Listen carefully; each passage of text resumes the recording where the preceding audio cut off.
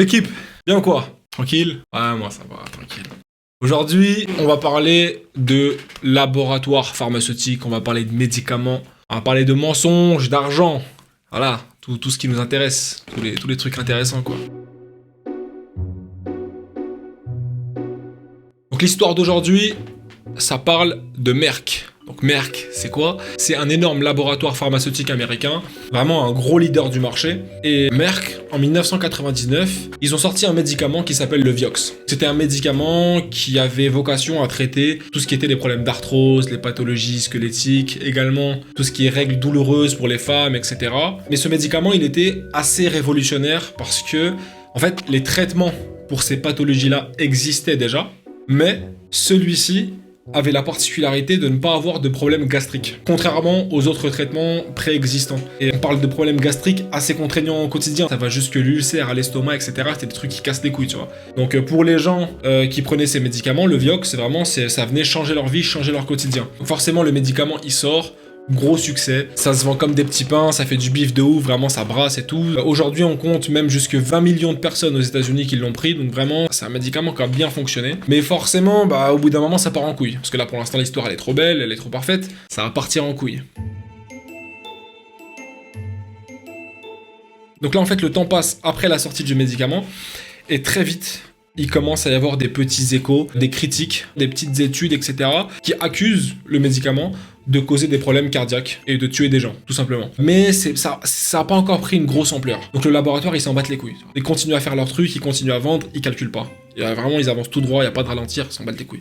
Jusqu'en 2004, quand une grosse étude, qui s'appelle l'étude APPROVE, sort. Elle testait le médicament contre un placebo sur 2600 patients, et elle a été arrêtée au bout de 3 ans, précocement, devant en fait le décuplement des arrêts cardiaques. Donc cette étude, elle lance un gros scandale, et Merck, ils réagissent très vite, ils retirent leurs produits du marché automatiquement dès que le truc commence à avoir l'air d'un scandale. Les années passent, 2005-2006, il y a énormément de plaintes, plein vraiment. Et Merck, comment ils réagissent par rapport à tout ça? On pourrait croire qu'à ce moment-là, ils vont tenter de se défendre, etc., mais en fait pas du tout. Ils plaident coupables à tout.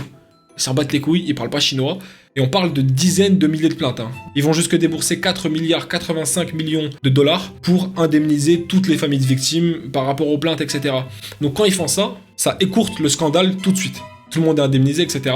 Et malgré le fait qu'il y ait eu 40 000 morts rien qu'aux États-Unis selon les chiffres officiels, l'histoire aurait pu s'arrêter là. C'est déjà une énorme dinguerie, mais en vrai, pour l'instant, il n'y a pas de complot, il n'y a pas de mensonge, etc. Ça pourrait juste être une erreur du laboratoire, c'est triste, mais c'est des choses qui peuvent arriver. Mais forcément, l'histoire, elle s'arrête pas là. Et oui. Parce qu'en fait, tu connais, dans ces trucs-là, il y a toujours des petits fouineurs, etc., qui se contentent jamais de ce qu'on leur donne, et qui veulent toujours aller chercher plus loin une vérité qu'on leur a pas donnée, etc. Et j'insiste, la plupart du temps, ces gens-là, ils sont chez père. Ils voient du mensonge partout. Sauf que là, en fait, on fait des vidéos où on parle des fois où ils avaient raison. Et cette fois-là, ils avaient raison. Donc là, on est en 2011. Il y a un énorme procès aux États-Unis qui fait suite à une grosse enquête fédérale qu'il y a eu par rapport à cette histoire-là. Et pendant ce procès contre le laboratoire, justement, il y a plein de choses qui ont été mises en lumière par rapport à l'histoire.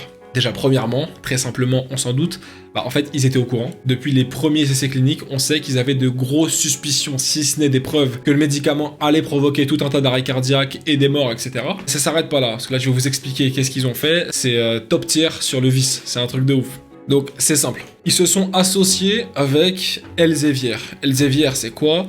C'est une énorme maison d'édition de littérature scientifique, un des gros leaders du marché mondial, si ce n'est le plus gros leader du marché mondial dans ce domaine-là. C'est vraiment un incontournable qui publie des grosses revues, etc., qui ont beaucoup de crédibilité, qui sont vues de façon très fiable, etc. Et Merck, ils ont payé une somme d'argent qui jusqu'aujourd'hui a été tenue secrète à cette maison d'édition pour qu'elle publie un journal du nom de The Australian Journal of Bone and Joint Medicine. Et en fait, ce journal, il est particulier. Il y a plein d'articles dans le journal, mais ces articles, c'est pas des articles comme les autres. En fait, Merck, qu'est-ce qu'ils ont fait ? Déjà, premièrement, pour écrire ces articles, ils ont payé ce qu'on appelle des ghostwriters. Donc, comme dans le rap, ils ont payé des mecs pour écrire des articles super élogieux envers leurs médicaments, qui dévoilent que le bon et qui cache complètement, avec des données tronquées, etc., toute la partie sombre de l'iceberg. Donc déjà, les articles, ils sont mensongers de ouf, mais ils s'arrêtent pas là. Ils ont aussi payé ce qu'on appelle des guest writers, c'est-à-dire en fait des médecins, des scientifiques, etc., qui sont très reconnus dans le monde pour leur travail, qui ont beaucoup de popularité, etc., pour qu'ils mettent leur nom sur ces articles-là en tant que co-auteurs pour leur donner de la crédibilité. Donc en fait là tu comprends que tu as des articles mensongers avec des noms d'auteurs qui sont pas du tout les auteurs des articles en question. Donc là déjà on se place très haut en termes de mensonges, mais ils sont archi vicieux, ils se sont pas arrêtés là. En fait, si tu veux là, le journal, il est présenté comme une revue à comité de lecture scientifique. Et ça en fait c'est des revues, en gros, elles sont validées par le game. Et qu'en plus, ces revues-là, elles sont censées être indexées dans la Medline. En gros, c'est la base internationale des données scientifiques, etc. Sauf qu'en fait, cette revue-là, elle n'est pas du tout indexée dans la Medline. Elle a été validée par que dalle, par personne. Personne l'a lu. C'est pas du tout une revue à comité de lecture. Et je vais vous donner une citation pour bien illustrer ça. C'est une citation de Georges Jelinek. C'est un membre de l'Association mondiale des rédacteurs médicaux. Donc en fait, c'est un gars, les rédactions scientifiques, etc., c'est son game. Tu vois, il connaît par cœur. Et lui, qu'est-ce qu'il dit? Je cite: Seule une inspection minutieuse des revues, ainsi qu'une connaissance des revues médicales et des conventions d'édition, m'ont permis de déterminer que la revue n'était pas, en fait, une revue médicale à comité de lecture, mais plutôt une publication marketing. Voilà, donc la Huisse, il a tout dit. En fait, ce journal, c'est juste une pub. C'est une énorme pub qui cache la vérité de ouf, avec des noms d'auteurs qui n'ont rien à voir avec les articles qui ont été écrits.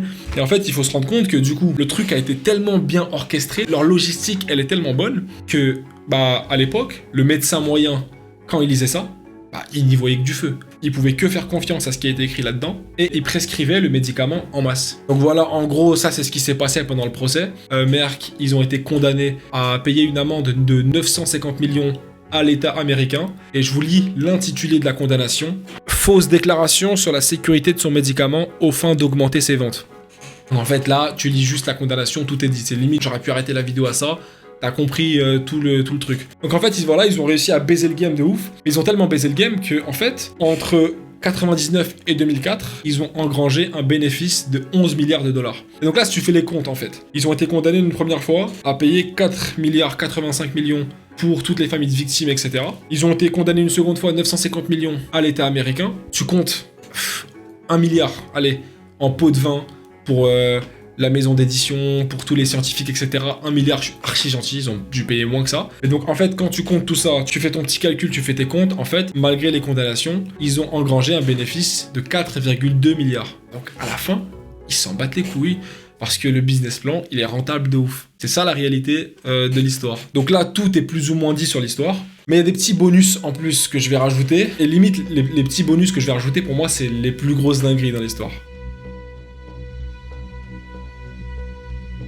Donc en fait là on va parler du directeur de Vioxx pendant toute cette histoire-là. Ce mec il s'appelle Raymond Guilmartin. Et ce gars, après le scandale, après les procès, sur sa dernière année déjà, premièrement, il a pris 40 millions de dollars de salaire. Là il se met bien de ouf. 0 condamnation personnelle. Il a été condamné lui en rien, il n'y a pas de casier. Il y a des condamnations pour le laboratoire, mais lui Raymond Guilmartin, 0 condamnation, il s'en bat les couilles. Et troisièmement, il a été accueilli à la Harvard Business School pour donner, accrochez-vous bien, hein, des cours sur la responsabilité sociale des entreprises.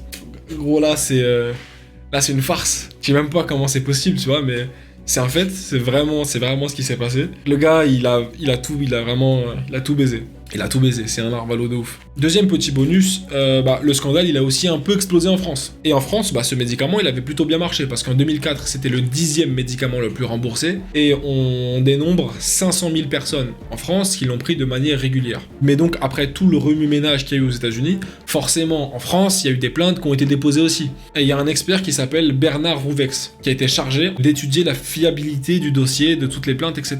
Et ce mec, il a déduit qu'il n'y avait aucun lien entre les plaintes qui ont été déposées pour des arrêts cardiaques, pour des morts qui auraient été causées par le médicament et le médicament en question. Donc à ce moment-là, il y a deux possibilités. Possibilité 1, le mec a juste fait son travail de façon honnête et il n'y a vraiment pas de lien. C'est possible, hein. Surprenant, mais c'est possible. Deuxième possibilité, il se fout de la gueule du monde. Et le mec est juste corrompu ou je sais pas, ou autre chose. La réalité, c'est qu'aujourd'hui, rien nous permet d'affirmer à 100% une hypothèse ou l'autre. Il y a des éléments qui nous laissent à penser que peut-être le mec il est pas net. Déjà, premier élément, très simple, c'est un ex-collaborateur de l'avocat du laboratoire Merck.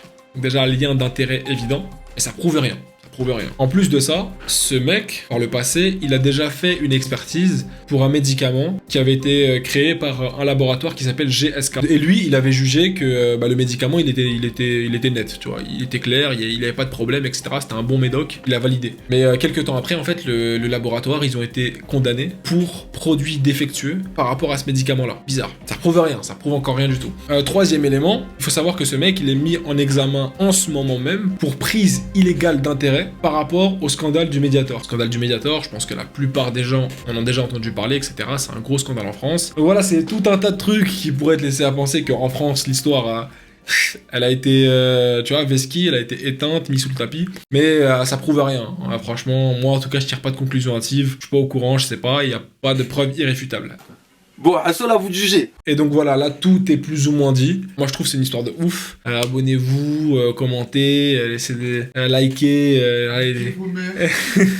les trucs, non. Partagez. Voilà. Et la prochaine fois on va parler d'une histoire de vente d'armes, de Kalachnikov. Ça parle de cartel mexicain. Ça va être noir, d'homme. Let's go.